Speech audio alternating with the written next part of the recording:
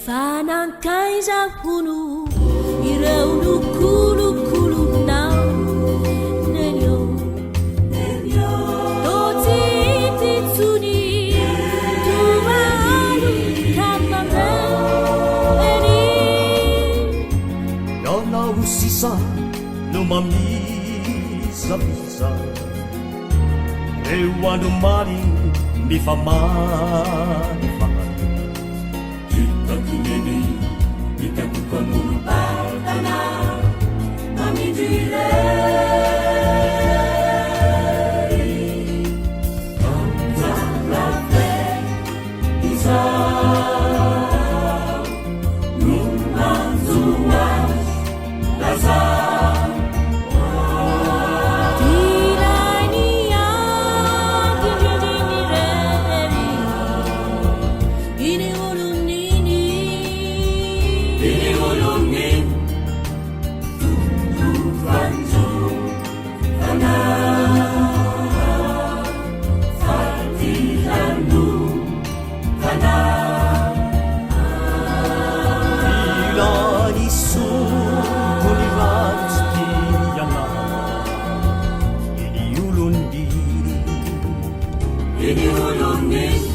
Janu bumbu ratsi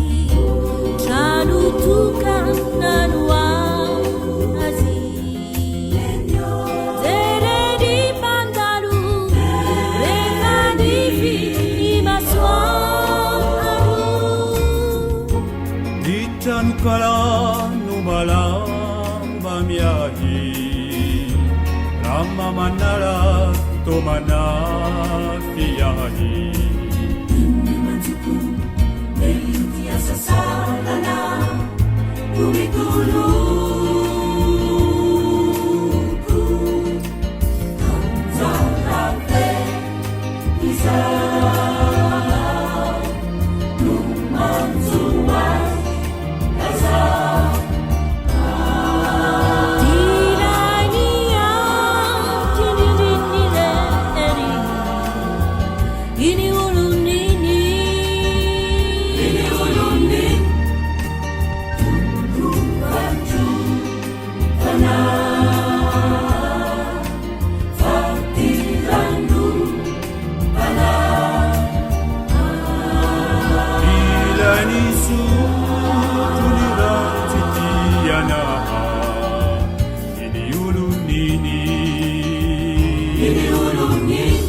Hakuna kurana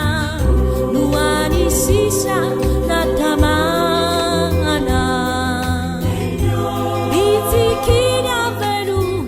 nuani rema melu Tomana helu irorazana Rami tureu iti Havana